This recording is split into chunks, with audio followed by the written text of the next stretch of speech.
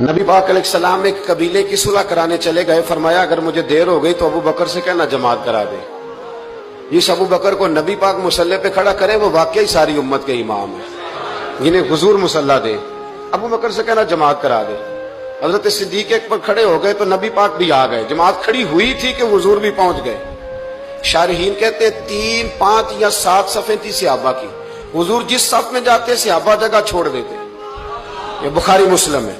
صفیں ٹوٹتی رہی پر نماز کسی کی بھی نہیں ٹوٹی، اور حضور پہلی صف کے پیچھے جا کے کھڑے ہوئے تو حضرت ابو بکر صدیق نے ایک قدم پیچھے اٹھایا، حضور نے اشارہ کیا چل پڑھا نماز پڑھا کہ میں تین ول ویکھاں، مینوں کعبہ بھول گیا بھول گئے نہیں سب سوم صلاتاں، ایک کو یار دا فکر پہ آئی۔